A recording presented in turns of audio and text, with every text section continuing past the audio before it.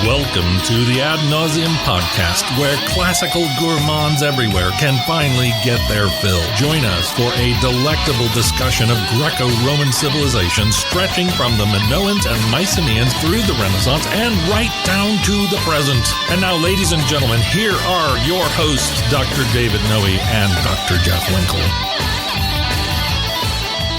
Welcome, listeners, to episode 141 of the Ad Nauseam podcast. My name is Dr. Jeff Winkle. I'm down here in the bunker in Vomitorium. I can never get my card. South. Yes, I should have that down by now. And I'm here with my good friend and co-host, Dr. David Noe. You look like you're feeling good today, Dave. I am. All right. I'm relaxed. I have finished up some important work. Yeah. I finished writing a final exam. Okay. And I hope it's as much fun for the students to complete as it was for me to compose. Oh, excellent. Good deal. I enjoyed it. Yeah. Excellent. Are you working on a translation right now? Oh, am I? Do you have like these things like piled up on you? They're constant. Really? Yes. I feel, the weight of the translation world on my shoulders. Yeah. So the John Arrowsmith Plans for Holy War. Yes. Is done. Okay. We're waiting for it to be indexed, and it's going to be released this spring, God willing. Yeah. And the Samuel Rutherford is done. It's down to 724 pages. Wow. I just got back the corrections from my friend Joseph. I'm working through his corrections. Okay. It's going to be a little bit longer before we get it all hammered out, but it's going to come out this year as well. That's fantastic. I'm just doing a lot of proofing and checking and double checking, and it's tedious work. That part of it sounds very, very tedious. But more glamorous than winning an Olympic gold medal. Is it really? Oh, yeah. Okay. The paparazzi, I'm fighting them off at every turn. I bet exactly. All those translation groupies, they're correct. around every corner, right? Now, you're not as sartorially impressive as you were on our previous date. Oh, you don't think so? No. Oh. Before you had that nice shirt, which was the mistletoe with a life preserver. Yeah. Now you have something that's kind of, I would say, a forest green. Yes. Yeah. It's kind of casual, nice teaching attire. Again, last time, I'm coming straight from the classroom. Yeah. Sweater, forest, sweater. That's what I would say. How are you feeling, Jeff? I'm feeling really good. Man, you cannot beat this sunshine. Unbelievable. I was talking to a friend of mine. Was talking about how asked him what they did over the weekend. I said, I played some tennis over the weekend. No way. He tennised? Tennised outside on February 5 or something like that. That's incredible. It's crazy. 58 degrees is what we're looking at today here in the mitten. It's incredible. So I hear that the groundhog didn't see his shadow, and he was right this time. We're good. Yep. Excellent. So we have a special episode today, don't we? Who's coming into the Vomitorium, the studio, pretty soon? It's a super guest. I think this is the third appearance of this distinguished gentleman on this podcast. Our friend, former professor, former colleague, mentor, jack of all trades. Yes, incredible guy, Dr. Ken Bratt. Yes, is joining us today. Yep. And we gave this fellow a nickname, didn't we? Strider. That's correct. Right. What's the story behind that, Jeff? Well, we had both traveled with him. Correct. Overseas. I went to Italy with him once and Greece. Yes. And I think you went to both destinations or only Greece? I did. I went to Greece with him as a student. Okay. And then went to Italy with him as a colleague. Okay. And we called him Strider because that guy can walk. Yes, he can. Yes. You better have a good breakfast if you're going to see Rome with right. Ken Bratt. Right. He's a tall drink of water. Yep. He's got long strides, yep. but he was also tireless. Yes, he's not an especially young man. No. I'm not saying senescent, but that guy has some walking stamina. He does. Right. He'll just walk you right into the ground. Exactly. And I remember going to, when I was with him in Italy, he hadn't been to this, I forget the location, but he hadn't been there for years. Wait a minute. Yes. There's some place he hadn't been? No, he hadn't been there for years. Oh, okay. Right. And it was kind of a tricky thing we were looking for. And he dipped into his 30-year-old memory, and he was making twists and turns. He was like Theseus coming out of the labyrinth, and like left, right, left, but left, grabbing right. no thread. No right? thread. Right. Thread was in the distance. And after 16 precise turns, there we were. That's right. And he goes, "Oh yeah, I remember this." Yeah, phenomenal, phenomenal. Yeah. One of my best memories is sitting at the Hotel Philippos, gazing up at the Acropolis in the evening, eating Spanish peanuts with him. Yeah, the kinds with the little thin the red shells. Got its own wrapper. Right. Yeah. Just the kind of thing that just loves to get stuck in your teeth. Yeah. Having some adult beverages and enjoying some other things, and sun is setting over the Acropolis. Just phenomenal. Yeah, and the sheer amount of stuff that guy knows. Yeah. So I love traveling with him because he knew everything. So we've had him here for what was it? A funny thing happened on the way to Philippi? Yeah. No. It was Something like On the Road to Philippi. Yes. We talked to him about the archaeology of Philippi. That's right. And then another archaeological episode, which was on the... I'm forgetting now. That's okay. It was on the catacombs. That's right. The catacombs, right. And today he's talking to us about his, we might call it kind of his earliest expertise, Herodotus. Yes. Father of history or father of lies. Yes, right. We'll see where he comes down. That's correct. So let's get right into it and welcome Ken to the program. Thanks, Ken, so much for coming in. We were just talking before you came down into the bunker that this is your third appearance on the podcast. And so you had been here talking to us about the catacombs, and then we also had a conversation with you about the archaeology of Philippi. And now we're going back to I think I may have described it in our intro as maybe your earliest expertise. Would you say is Herodotus? Was that kind of the corner of the classics where you found yourself the most comfortable? Or yeah, I think that's fair game. Okay. I mean, I loved Homer as well, and on the Latin side, Virgil. But of the three authors I loved most in my early years in classics, those were top. Yeah, and Herodotus certainly. Yeah, I wonder if you could tell us a little bit about like what drew you to Herodotus. And so, did you read Herodotus as an undergraduate, or was it something that you encountered in graduate school? Or right, I may have told you before. I had a late start in Greek in my junior year of college. Mm-hmm. I took first year Greek, and Robert Otten, our favorite professor, told me that I should have 6 more Greek courses in my senior year in order to complete a major. I followed his advice, of course. And so Herodotus and Thucydides was a combined course in those days. So in the spring of 1968, I studied Herodotus and Thucydides for the first time with Rich Weavers. And here's the book. I still have my original textbook, Amy Barber's Selections from Herodotus, which I think I used the time you took the course, didn't I, David? Is that right?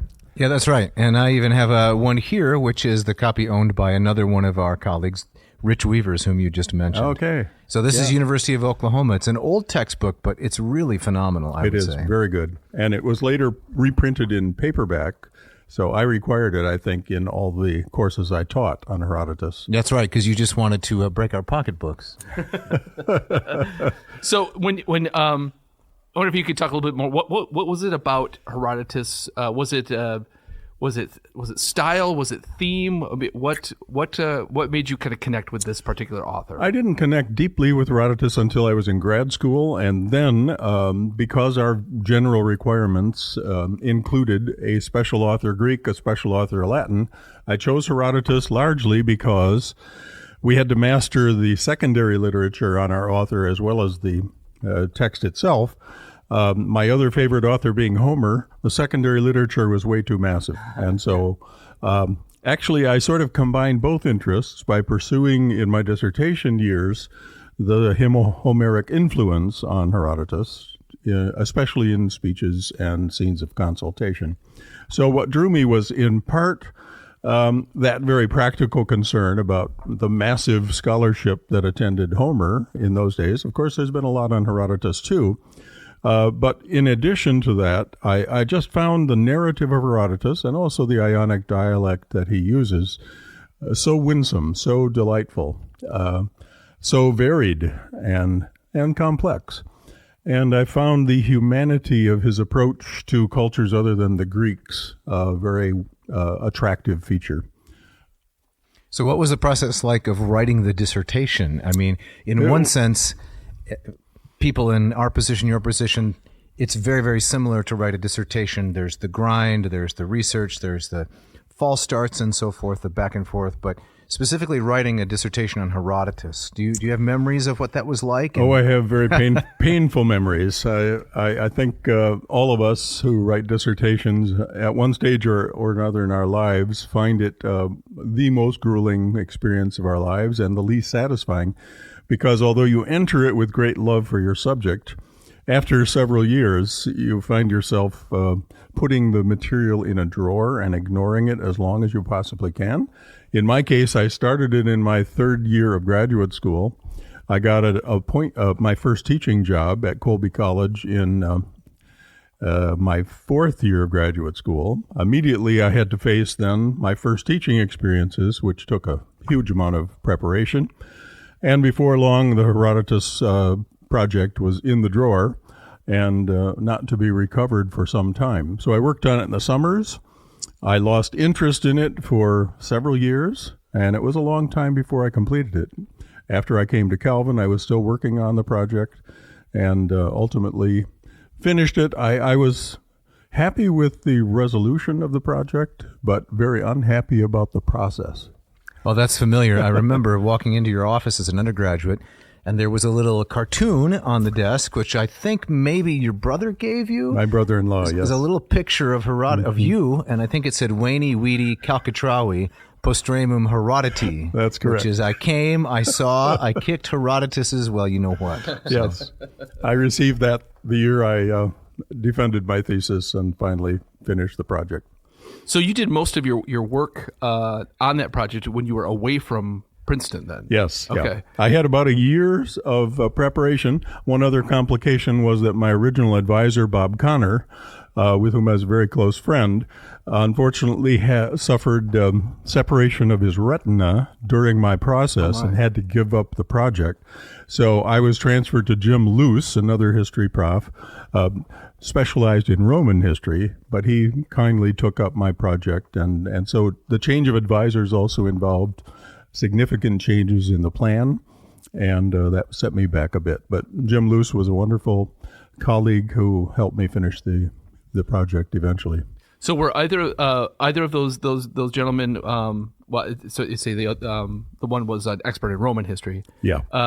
Was the previous advisor a Herodotean scholar or? No, both of them were Greek historian. Well, Jim Luce was both Greek and Roman. He has a very fine book called The Greek Historians, and so he worked on both sides, but his primary specialties were on the Roman side.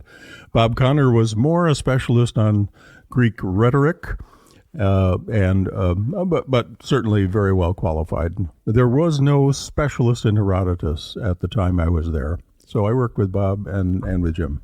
So that was wise on your part. Pick an author where the secondary literature is comparatively smaller, and pick an author where there's no expert. So in the department, so you can say whatever you please almost at that point. And actually, I never had a graduate seminar in Herodotus either. So most of what I did was independent. That's fascinating. Mm-hmm.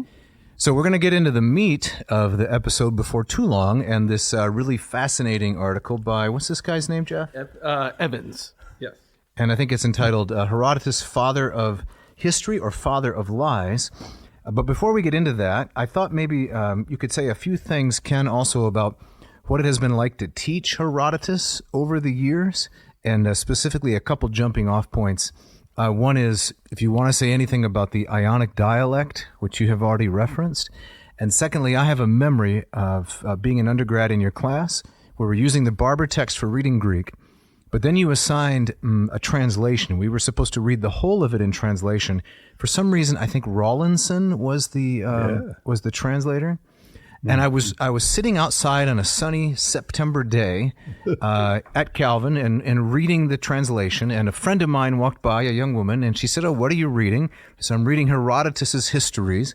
She said, "What's it about?" And I said, "Well, I'm in the current part is where the guy is crouching behind the door while the king's wife takes off all her clothes."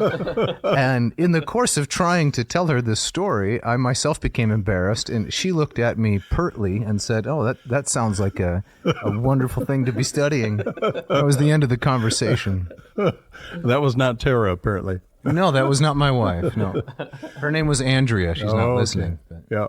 Well, that's one of the delightful things about Herodotus. You turn the page and you never know what you're getting into. Because he's interested in everything from sheep who have tails heavy enough to be carried in a trailer to the urinating practices of Egyptian men and women. So in addition to the great stories of the Persians and the Greeks, we have all of this anthropological and geographical content, which is among his great charms. What's it been like to teach? Well, you know better than I because you were a student. I enjoyed every time I taught it. We used to offer it on every other year, and I recall 5 classes since 1990. Had some excellent students in it, always very satisfying to lead them into Herodotus for the first time, partly because of the present company excluded, right? Yeah. And one other of the delightful things in it was assigning the whole of the text in translation. I started with Rawlinson, which was my first text, but of course that translation is from 1858. In my later years, I used David Green's translation and most recently Robin Waterfield's, which are both excellent as well.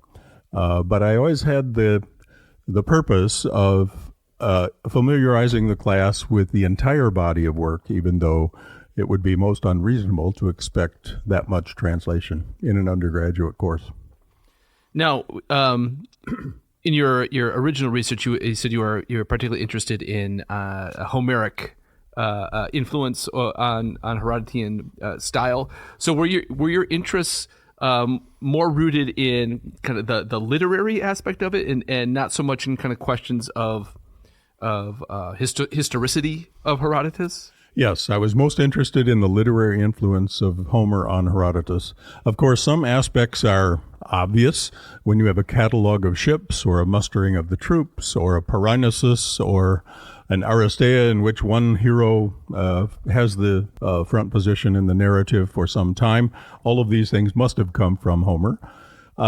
We must remember, too, that Herodotus is the first to attempt a work of this scale, in fact, twice as big as Homer's scale, in 300 years since the Homeric poems themselves. And so it's fairly obvious that there must have been direct influence there. And even though Herodotus is working in prose and not in poetry, the dialectical interests are similar. There's a good deal of dactylic hexameter in the histories, especially the form of the oracles, which he quotes with some frequency. And so, to me, it seemed very likely that the heroic aspects of the histories derive directly from that Ionian tradition. Should we maybe read the proemium to the work? Can I read that in Greek? And Absolutely. Then, Ken, you can maybe read the Rawlinson translation and then give us some commentary. Is that good, Jeff? Sounds good to me. All right, so here we go. Herodatu Halicarnassus historiae apodexis hede, hos meta tagonomena exanthropon to chrono, exitela genetai meta ergamagala te kaithomasta ta menhelesi ta de barbaroisi, apodexente aklea genetai ta te ala kai dihain aitien epolemesan aleloisi. And here's George Rawlinson's translation. These are the researches of Herodotus of Halicarnassus, which he publishes in the hope of thereby preserving from decay the remembrance of what men have done, and of preventing the great and wonderful actions of the Greeks and the barbarians from losing their due meed of glory, and withal to put on record what were the grounds of feud. What do you take from that opening section? What is Herodotus up to? And is he really, in terms of kind of the time and place that he came from, is he doing something completely new? Is there any sense of that he's relying, as you said, certainly on Homer for literary means, but is he really presenting something that is just kind of is unseen in the Mediterranean or the ancient world? It is previously unseen in terms of its scale and its elaboration. The goals, he specifies, are two. One is to preserve from decay the remembrance of what has been done, and he specifies he's thinking both of wonderful actions and monuments, and secondly, to put on record what is the cause of the war. Now that means that his purposes are different than Thucydides, and we can talk about the contrast. Thucydides criticized Herodotus implicitly by stating his purpose as to create a work that would be valuable for all time. I would say the difference is essentially this. Herodotus' aim is to memorialize and heroize. Thucydides' aim is to instruct in a way that will be useful for politicians in ages to come. His focus is much narrower than Herodotus's.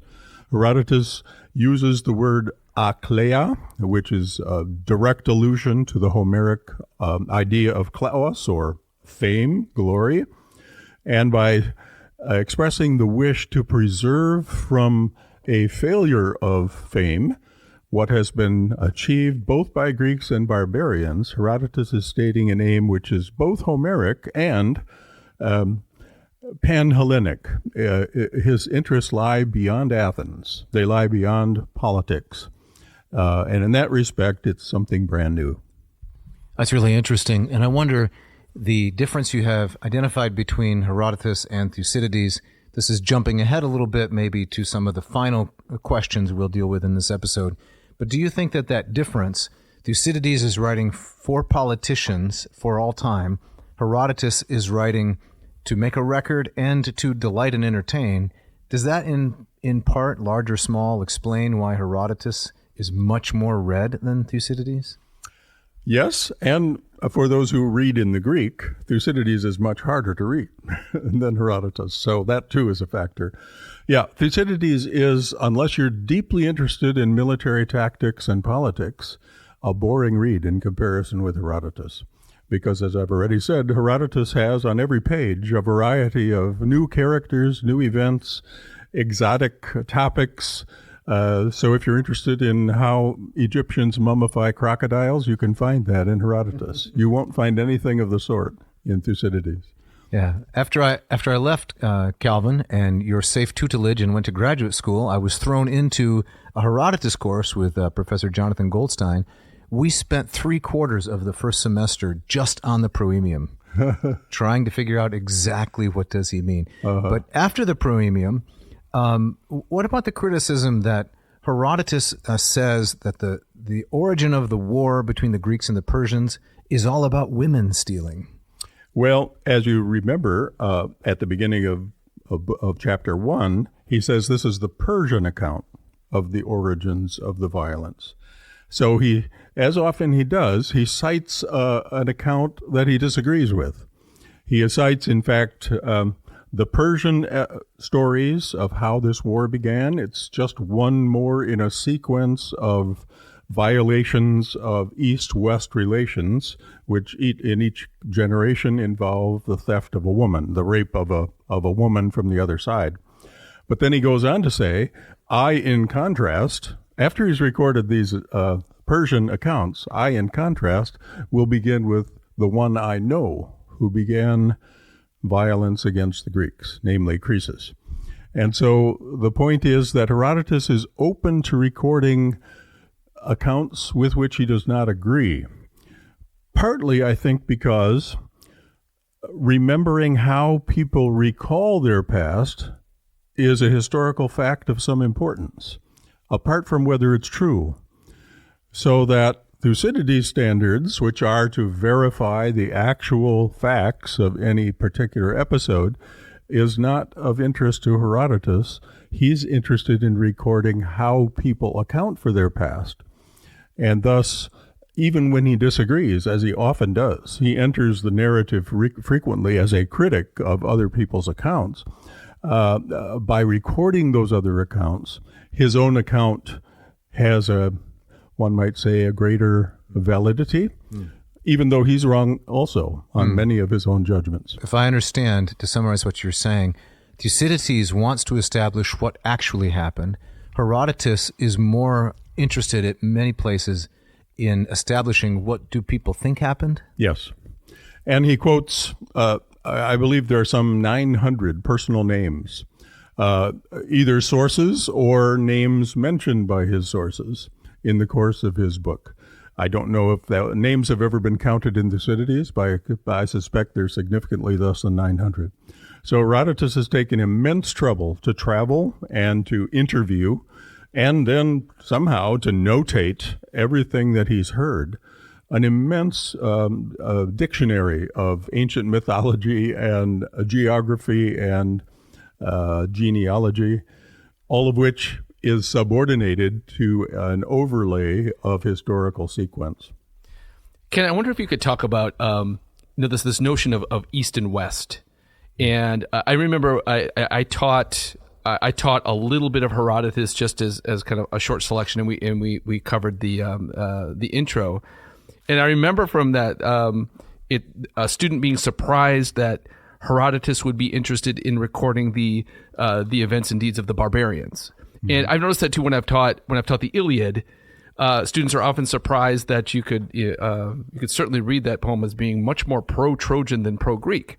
And they're surprised that the Greek author wouldn't have kind of a natural Hellenic bias. Mm-hmm. And I'm wondering if you could talk about, do you see in Herodotus that kind of that dividing line of East and West cropping up? Is he interested either deliberately or incidentally kind of creating a distinctive Hellenic identity for the Greeks as opposed to a Persian or Eastern identity? Do we get kind of that notion of the West coming from Herodotus, or is that something that you see coming later? It is a contrast that appears in Herodotus, though it's much more typical of later authors. Herodotus especially sees a difference between Persians and Greeks as the difference between monarchies and free societies. However, we must remember that when he talks about the East, he's talking not just about the Persians, but in the course of his narrative, he's talking about the Lydians, the Egyptians, the Scythians, the Babylonians. And so he makes much more complex the picture of who the East is.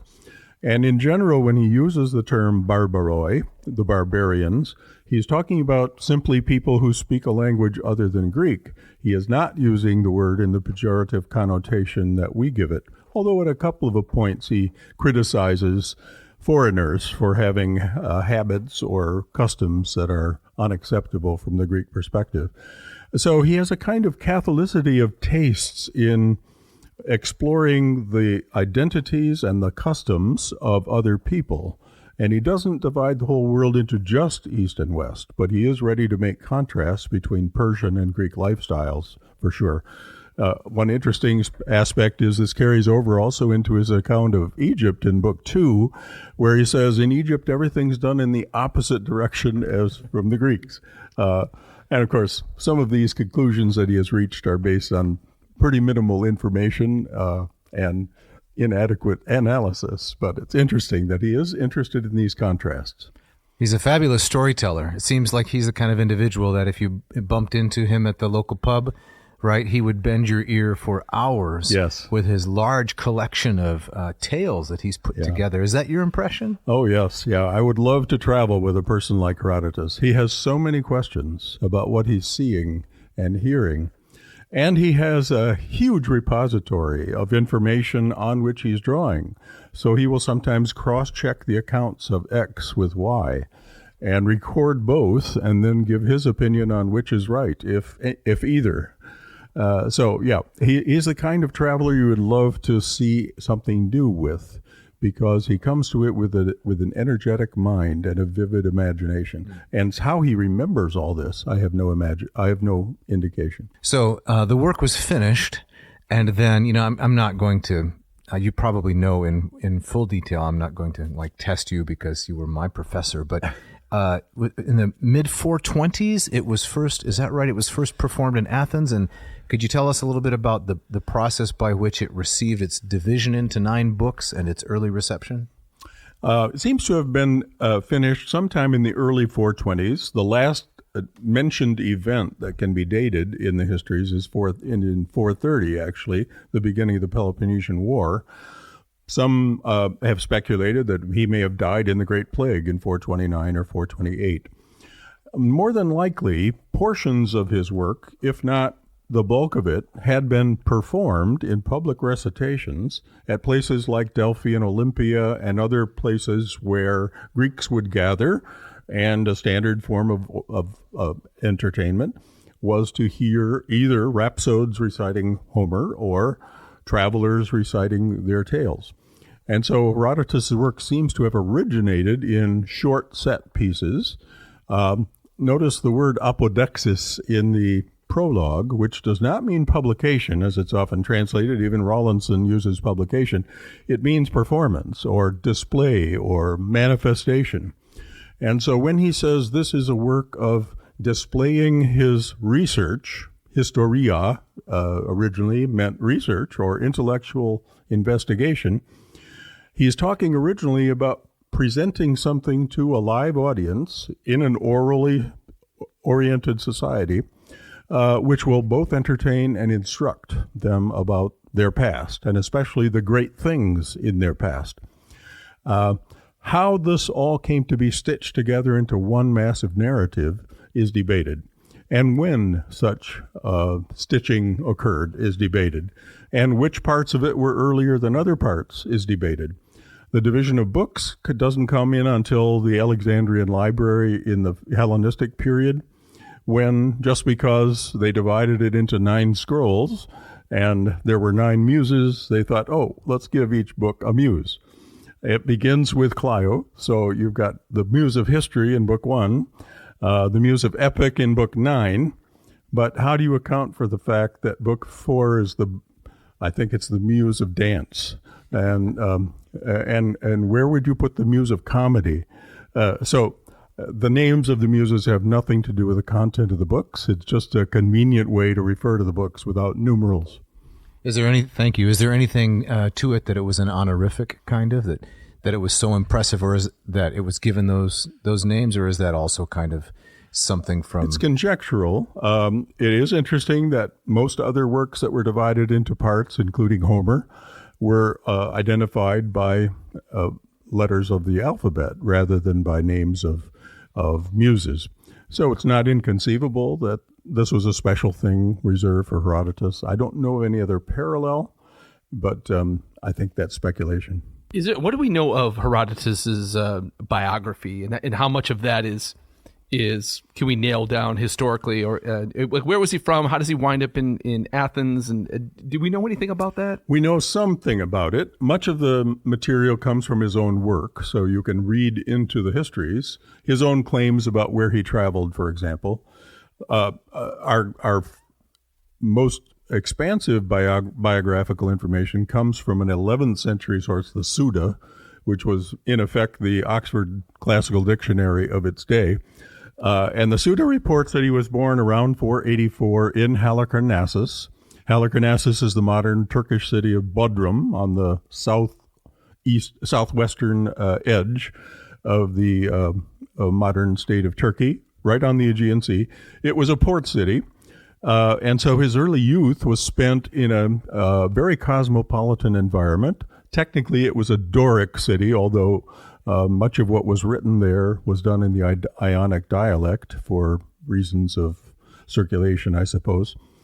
It is said, 484 is also an interesting year because in that period, Halicarnassus, of course, would have been under the control of Persia. And thus, he knows what he's talking about when he describes Persian government, for example, and the major figures of Persian leadership. It was also a year in which the ruler of Halicarnassus was a woman named Artemisia, who plays a major role in the Battle of Salamis in Book 8. And so his admiration for this Greek woman who's fighting on the Persian side as the admiral of ships sent from Halicarnassus may be accounted for in terms of his birth. At an early stage, according to the Suda, Herodotus' family was exiled, perhaps for resisting political authority. He is said to have spent many years on Samos, and you may remember from the narrative that he's very interested in Polycrates, the tyrant of Samos, and other key events in the history of that island. At some point, he seems to have traveled to Egypt. He seems to have traveled to Babylon, according to his own account. He seems to have traveled to the Black Sea region, and he ended his life not in Athens, though he was briefly there during the 440s, that is, during the very period when the Parthenon was being constructed, when Athens' golden age was at its peak. Allegedly knew Pericles, allegedly knew Sophocles, and may have been friends with them. But he ended his life in the Athenian colony of Thurii, which is in the instep of Italy, Calabria, southwestern Italy. That's what we know about his biography. I think the key things to remember are that his birthplace is under Persian control, but very much in contact with Greek culture as well as international shipping. And so among his associates, presumably, were traders who may have facilitated his travel, but certainly brought back tales of exotic places that he then remembers and records in his stories. That's very fascinating, Ken. Thank you. So a couple of quick questions. Have you been to Bodrum? Never been to Bodrum. Would love to be there. Closest I've gotten is Didyma and Miletus. And how about Thurii in the boot? Never been to Thurii, though I drove by it once. I should have stopped. Yeah. Never thought of stopping on that day. So a question here that we maybe can squeeze in before the ads is this. In Halicarnassus and Ionia, I understand the tradition prior to Herodotus, at least this is what the books say, was investigation of scientific sorts of things. The Ionian philosophers, they're known for that. Meanwhile, in Athens and an Attic context, you have drama and other things developing. How does Herodotus fit in to that conversation, that discussion? Yeah, that's an interesting question. Unlike the so-called logographers of Ionia, Herodotus is interested not so much with cosmological questions like Thales and Anaximander and the like, nor so much in tragedy as a form, and of course that evolves in Athens only at first, and not before the 470s in terms of what we have surviving.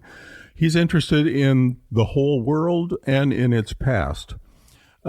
He may have had predecessors who duplicate some of the features of his account, most notably Hecataeus of Miletus, whose Periodostes Geis, his circuit around the world, survives in fragmentary form.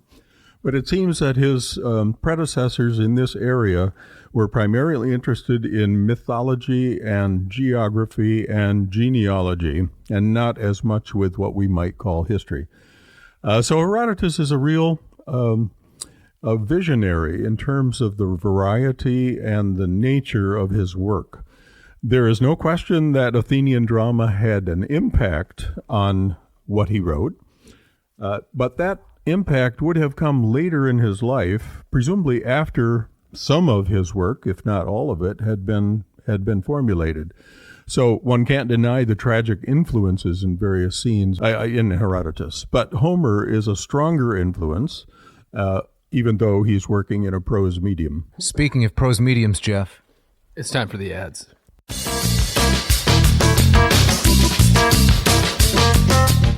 This episode of Ad Nauseam is brought to you by the good folks at Hackett Publishing. Jeff, give us just a few nuggets of wisdom, if you will, like a 6-piece about Hackett. Yes. Well, I think anybody who's has any experience with buying books in the realm of academia knows how ridiculous the prices can be. Absolutely.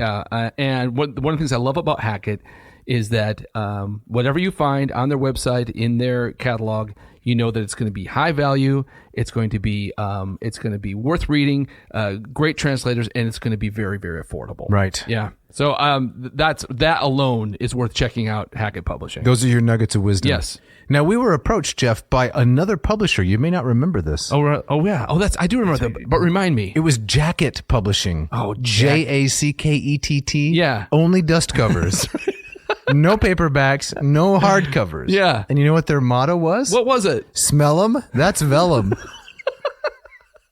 So what did we do with Jacket Publishing? Oh, man, those guys were worthless. Yeah, I mean, they were persistent, though. They were. Check out our dust covers, they were saying. Yeah. But we stiff-armed them, right? We did. Exactly. And we went with Hackett instead. Exactly. And I think we made the right decision. I think so, too. Yes. Hackett. So if our listeners go there and they check out the wide selection with the Euripides Bacchae with Elvis on the cover and so forth, what should they do next? Well, they should find the selection, the books they want, drop them into that little grocery basket, type in that coupon code AN2024, and Dave, that will get them 20% off, and that's it. No, that's not it. Okay. Also, free shipping. Wow. Yeah, it's incredible. You're not going to get that at MississippiRiver.com, no way, are you? Not even close. This episode of Ad Nauseam is also brought to you by Ratio Coffee. Dave, would you share a few nuggets of wisdom about Ratio Coffee? I see the nuggets on the other foot now, isn't it? That's right.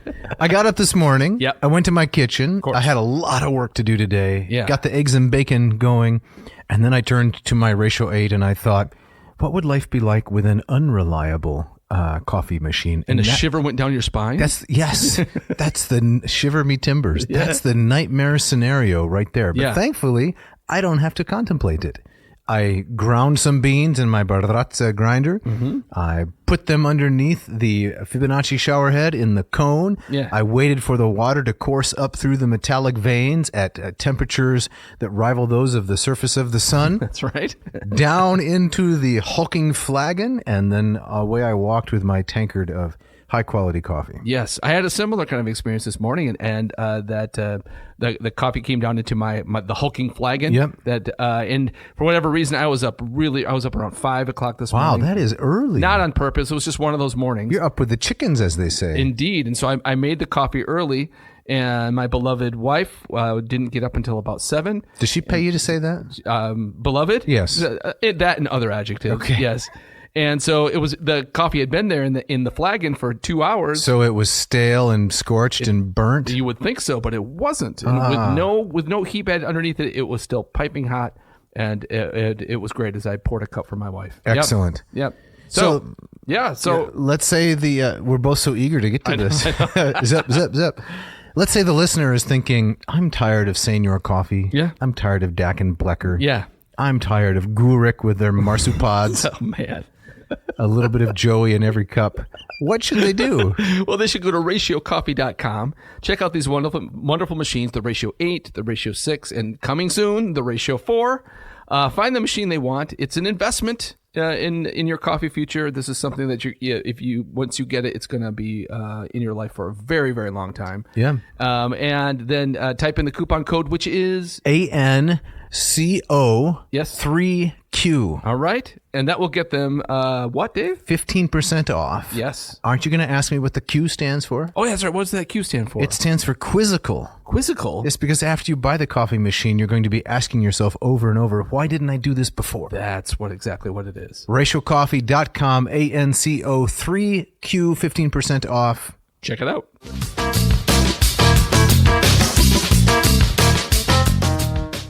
All right, so as we get back into it, we're going to talk about the Evans article in just a moment. But I wonder if you could comment on one more thing before we do so. I remember from my own graduate seminars a lot of talk about that Thucydides versus Herodotus. That one of the implicit or explicit criticisms that Thucydides has of Herodotus is his use of oracles and divine portents and the treatment of the divine. Mm-hmm. And I wonder if you could say a couple of things about when Herodotus includes those things in his narrative, the kind of things that Thucydides dismisses. Do you see that as Herodotus including that because that's reflective of things that he himself believed, or is he just recording stories? I think it's largely the first. This is material he himself accepted. Perhaps didn't believe in the sense that a strict interpreter of Scripture might believe a historical fact about some episode in Scripture.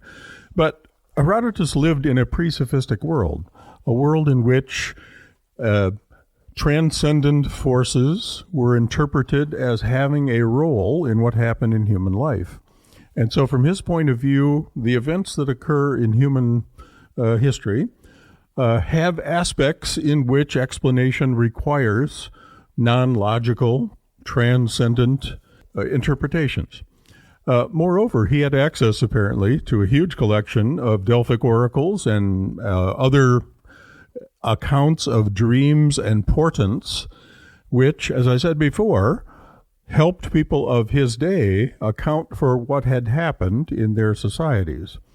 And because his purpose, as mentioned earlier, was to record how people remembered things, as well as what actually happened, the inclusion of all of these, let's call them metaphysical elements in the narrative, was, from his point of view, a necessary part of keeping the record. It seems clear to me that he was a theist in the sense that at several points he comments divine vengeance was clearly at work in what happened to people who had committed terrible crimes. Thucydides would not have included such details. But Thucydides lived in a different world. I love the title of Stuart Flory's book, The Archaic Smile of Herodotus, because that's what you have here. It's an archaic vision of how life should be understood and interpreted.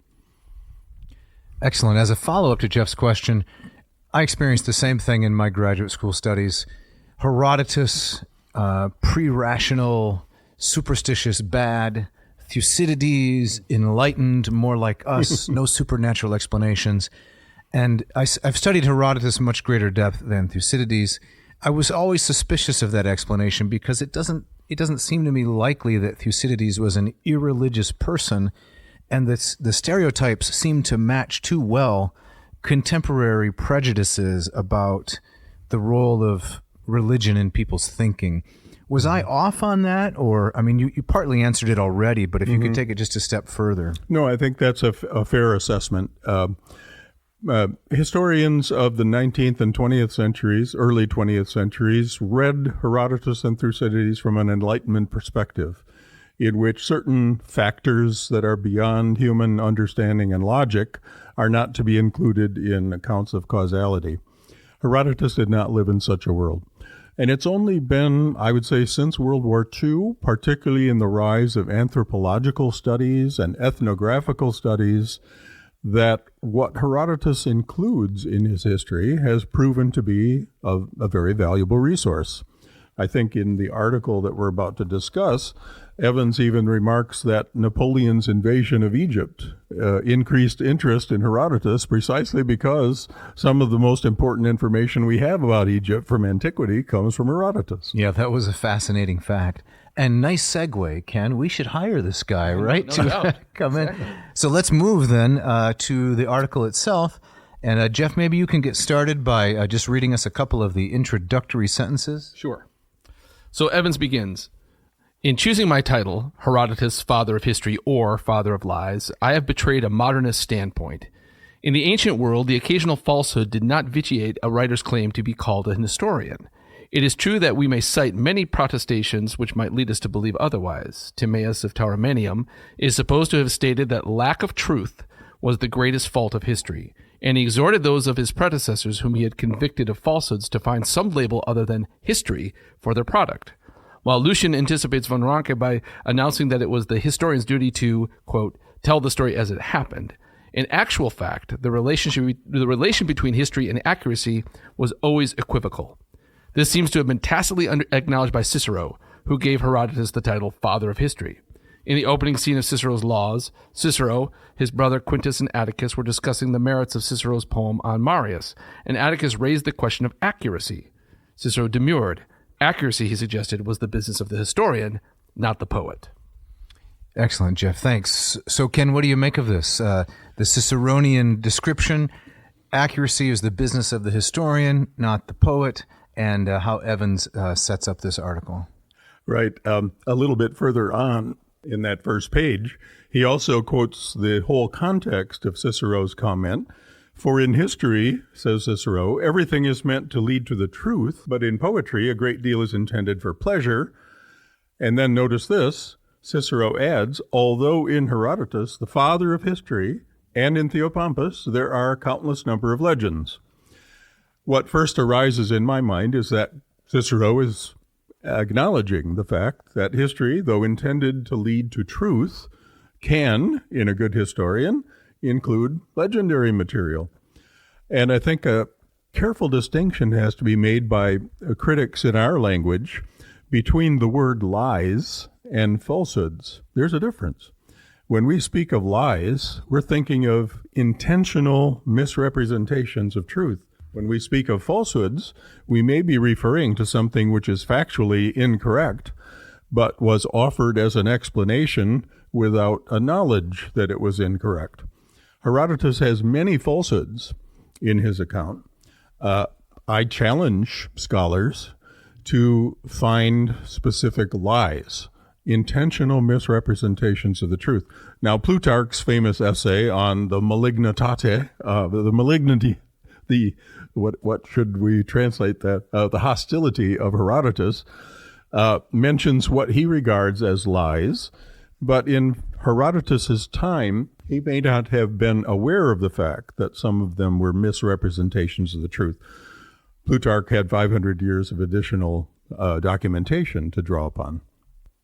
That's interesting. So Plutarch, writing 400 years after Herodotus in Greek with better sources, you're saying, his aggression or hostility, his article on that of Herodotus, he had the advantage of knowing some facts better than Herodotus. But you would say Herodotus is not guilty of lies, knowing deception. He's guilty of gently and unintentionally purveying falsehoods. Yes, that's what I would basically say. Okay. At the same time, much of what Herodotus reports, which we can now demonstrate to be non-factual, was reported to him by others and accepted. Probably he was a gullible traveler. Okay. When he talked with people in Egypt, he was dependent on the tour guides Right. and on the interpreters who translated into Greek for him. And he probably accepted many things he shouldn't have. He made assertions like all the gods come to the Greeks from Egypt, Right. Which cannot be sustained. Right. But in his day, those were not lies. Those were misunderstandings, misinterpretations, or reporting false accounts. Well, there's the title for this episode, Jeff. What was it? I missed it. What did I? Gullible's Travels. I love it. I love it. Yeah. That's great. I wonder if you could. Wow. No, actually, I want to save the question for the. I think a last good question we talked about how your knowledge of Herodotus has affected your travels and kind of your response to particular places. But so I think we should stick to the article for now. Okay, well, something that makes for a nice contrast of some things we've already discussed is what the author says at the bottom of page 12. Maybe I'll just read that quote and get your interaction with it, Ken. This is Thucydides. The absence of an element of romance in my account of what happened may well make it less attractive to listen to. But all who wish to attain a clear view of the past, and also of the same or similar events which, human nature being what it is, will recur in the future, if these people consider my work useful, I shall be content. It is written to be a possession of lasting value, not a work competing for an immediate hearing. Now, I have to say that Thucydides sounds like many academics I have met, and maybe how I have been sometimes, wherein you put an apology in front of your work along the lines of, this is not very interesting, it's not very readable, but if one person finds it useful, that's okay? What I heard there is Thucydides says, I'm boring and you're going to like it. Yeah, and what I hear is everything depends on being useful. Now, what does that mean? An account that has to be useful must have direct value for the reader or hearer in his case, looking at situations like his. But notice the complexity of the grammar. It's very hard to understand this sentence the first time you hear it. That was not true of Herodotus' statement of purpose. And notice the arrogance of suggesting that somehow a possession of lasting value is different from a work competing for an immediate hearing, as if to suggest that a work of history cannot be entertaining and still be valid. A work of history cannot be appealing to the immediate audience without having some value beyond that audience. This is an arrogant statement, and it rises out of, I love Thucydides. He's a wonderful author. He's going to throw him under the bus here, Jeff. I'm not throwing him under the bus. He's got to say he loves him, but then he's going to throw him under the bus. I love Thucydides, but, and that but always erases what's previously been said, right? I love Thucydides, but his purpose is very different. His purpose is to create a political history, and what we don't see in Thucydides' history is how he made the decisions about what to exclude. In Herodotus, we see everything. In Thucydides, we see only what he has judged to be of value for his reader or hearer. So, in summary, could we say that the quote from Cicero read previously, Cicero kind of gets it right? Yeah. A good historian can entertain as well as inform in a way slightly different than a poet, but not completely different. Right.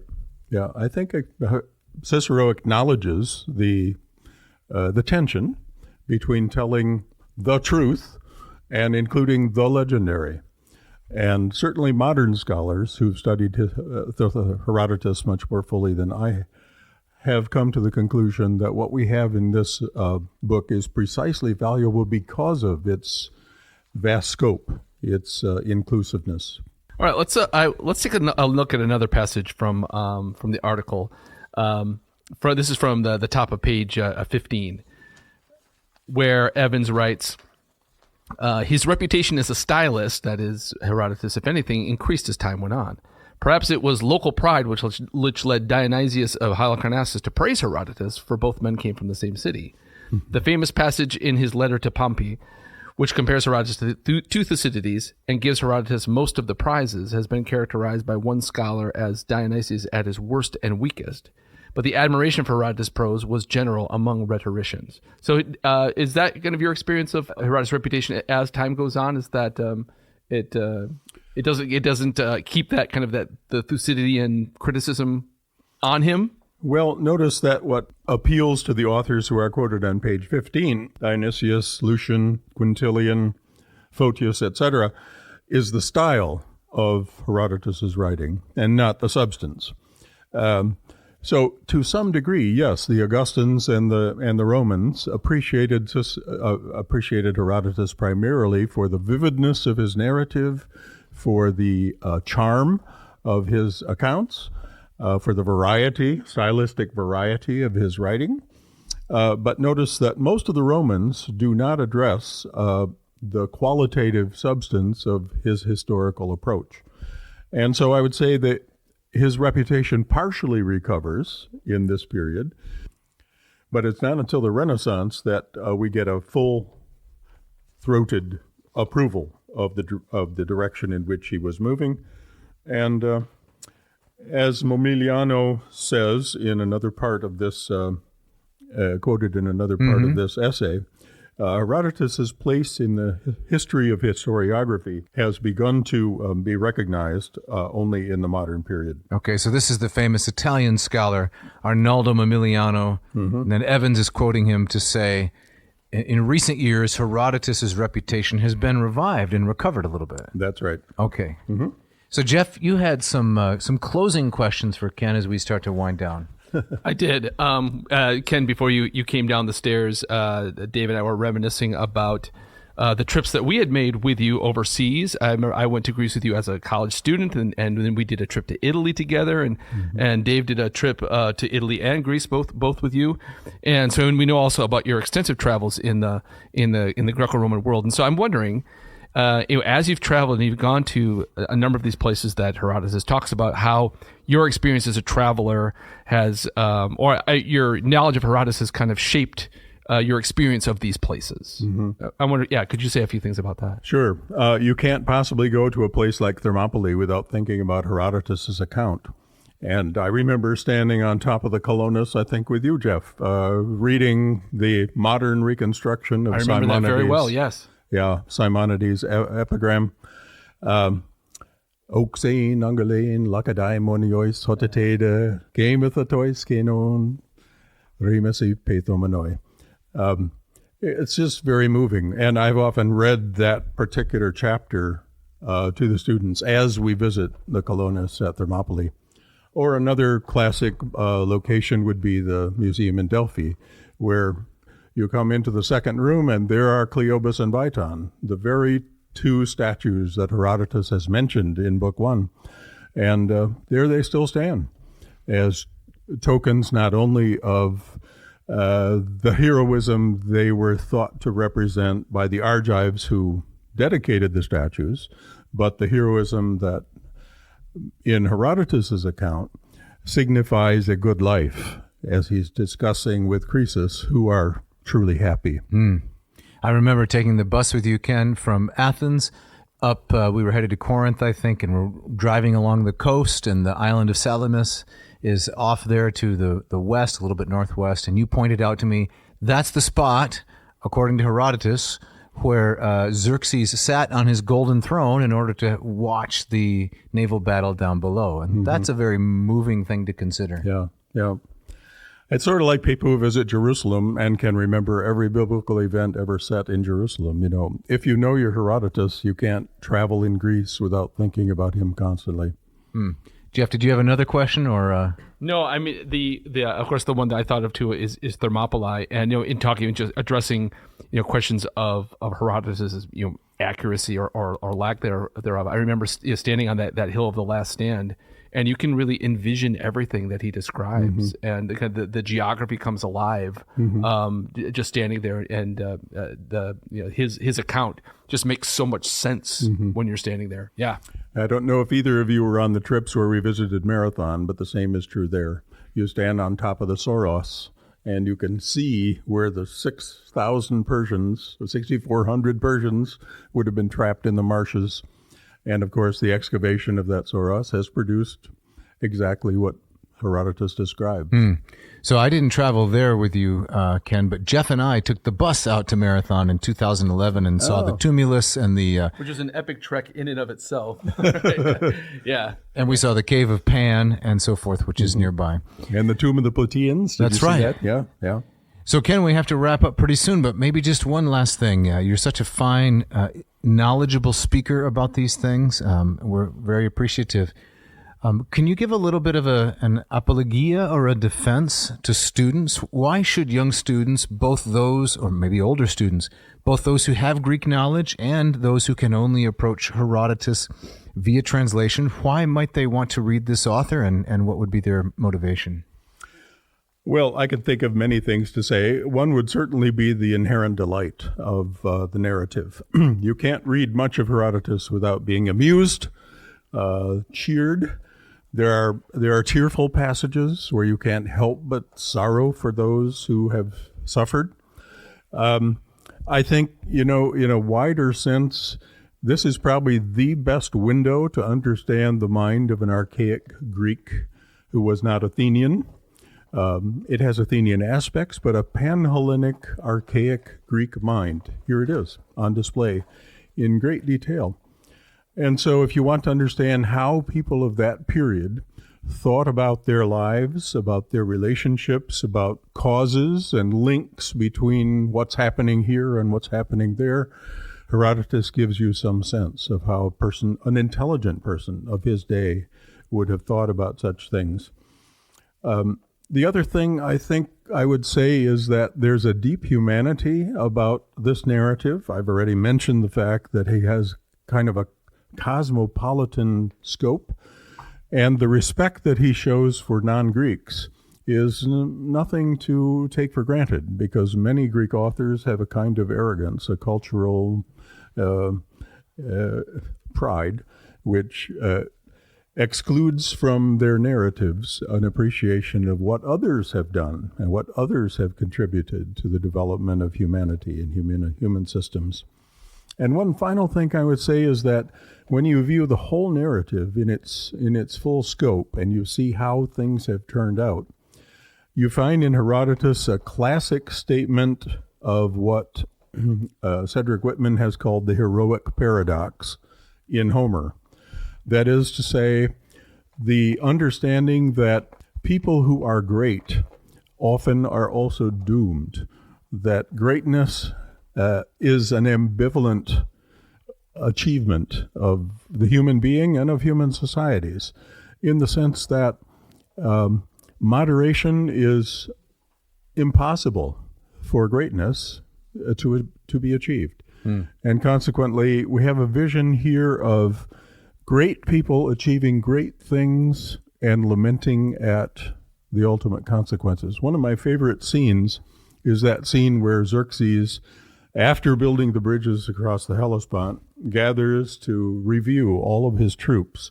And there's that very famous passage, I think it's book 746, where Xerxes congratulates himself on the grandeur of his forces, and in the next moment weeps at reflecting that in 100 years, no one will still be there. Yeah. Well, there's the paradox. So Herodotus sees both sides. He sees the grandeur of this. I disagree with the author in saying that Herodotus does not glorify war. At points he does, right, especially in a scene like that. And he catalogs all of these troops. At the same time, he's deeply aware of the ambiguity of human greatness. And maybe that's influenced in part by Greek Athenian tragedy, because you see the same thing in Sophocles especially, where the very greatness and the disaster arise from the same root. Right. A character for whom moderation is not possible in the heroic aspiration. Very well said. Very well said. Excellent. Well, I think that's a great note to end on. And so thanks, Ken, so much for joining us again for a third time. And we look forward to your fourth visit. You are most welcome. All right, Jeff. Well, it's time to get out of here, isn't it? It is. As always, we got some little bit of business to take care of. Well, but I mean, you know why we have to get out of here. Well, oh no! Oh, that's right. What's going on up there? Well, do you hear the banging and the noise and the hammering? I drown it out. I kind of tune it out. But yeah, now I hear it. It's Steve. Steve, who? You know, Lazy Steve from the episode Cranks for the Memories, way back when, episode 18, I believe. He's up there? Yeah, he's supposed to be here, but Lazy Steve showed up late. Of course. Lazy Steve is always correct. late. Exactly. So, he can wait a little longer. That's right. If it was Diligent Steve. Oh, man, he'd be down here running the show. That's correct. That's right. Yeah. But we do have to thank some people. Absolutely. We got to thank Ken again. It was always wonderful. It's great to have him back. And, yes. And just astounding the knowledge that guy has. And the depth of expression. Very, very nice. It's amazing. Yeah. We need to thank our friend Mishka. Yep. And Mishka had a birthday. We missed it. Oh, no. On the last episode. We didn't mention it, but dear Mishka had a birthday this week. I think it was on Tuesday. That would be February 6th. You never say how old a woman has become when she, gains a year. Right. But she hasn't lost a step. Of course. And we're so grateful for all of her hard work, and happy birthday, Mishka. Absolutely. I hope it was wonderful. Yeah. And also a big thanks to Ken Tamplin and Scott Van Zen, those great musicians who keep who help us sound hipper than we are. Relatively hip. Relatively couple hip. of old guys. Unlikely, but I sure love those arpeggios and all the bumper music for the ad. So thank you, gentlemen, for your great generosity. So good. And before we get out of here, Dave, you want to say a little bit about the Moss method? I'd be happy to do that. Okay. So Moss method for Greek take you from neophyte to erudite. Yes, if you want to read Herodotus in the way that Ken does and can, in the way that he's taught it, I can show you how to do that. I have this course divided into 4 modules. I like to say it may not be the best Greek course. I can't pass judgment on that, but it is, in my estimation, the best value for its combination of expertise and an affordable price. So we've got many students going through it from all over the world. A couple of folks just finished Module 2 and they launched into Module 3. Excellent. They're fantastic in their knowledge of Greek. They know their person, their number, their tense, their mood, their voice. You name it, they got it. They got it. Excellent. And people from all over the world, right? That's right. And so people can join this and they can become part of this really cool community. That's right. And they have direct access to you. Right? That's correct. That's really mossmethod.com. Mm-hmm. Check it out. Excellent. And then also you have a program for learning Latin. That's correct. This is the Lingua Latina per se illustrata, a series of books by Hans Orberg. Latin teaches itself, I like to call it. And I've developed a program whereby you can study at your own pace, inexpensively, watch other students making mistakes and celebrating victories, learn with them, alongside them in a recorded format. Again, I've got a lot of competition. Some folks may be better, I can't say, but the value, I think, is one of a kind. Indeed. So latinperdiem.com/LLPSI. All right. Excellent. Say, hey, listeners, if you want to get in touch with us, you want a shout out, you got an idea, you got a complaint, you got a praise, you can write to Dave at adnauseum.com. Don't forget that V. Or Jeff at adnauseum.com. Don't forget that there's a V in ad nauseum. Yes. Contact Jeff. Tell him, Jeff, we like your wardrobe choices. We like your pop culture references. Oh, yeah. We like the way that you push back against Dave with all of his bristly irascibility. Yeah. Oh, yeah. Bring that on. I would love to hear it. Yes, exactly. You can also check out our website, adnauseum.com, lurch with merch. Pick yourself up a hat or a T-shirt. Let others know that you're taking in the classics. And keeping it down. All right. And Jeff, what's on tap for the next episode, number 142? I think we have another interview, right? Yes, we do. So interviewees, this is rescheduled. A couple of our colleagues from Hope College. That's correct. And who are they talking about again? Well, so it's Anne Larson and Steve Mayulo. Yes. And they're going to be talking about a Dutch woman who was a polymath, the Minerva of Utrecht, a woman named Anna Maria van Schoorman. Promises to be a fascinating episode. This sounds really, really interesting. Yeah. And Jeff, I believe that you have the gustatory parting shot to take us out. I do. This is really stupid. I have to actually set it up. All right. Have you heard of the band The Ramones? Yes. Right. Kind of a seminal punk band. Yeah. The lead singer was a libertarian. Was he really? Joey. Yes, that's Joey, right. So they made this really stupid, horrible movie called Rock and Roll High School. Okay. And is there a food reference reference in here? There is a food reference. I'm Okay, getting all right, around to keep it, going. right? So, and the Ramones were famously not great musicians and even worse actors, right? And there was one of the Ramones, Dee Ramone, who was so terrible that they tried to kind of eliminate him from talking during the movie. Oh. But they did give him one line, and it was delivered terribly. And that line is, "Hey, pizza, it's great. Let's dig in." Is that a pretty good impersonation? That's my best. All right. Thanks for listening. Thank you.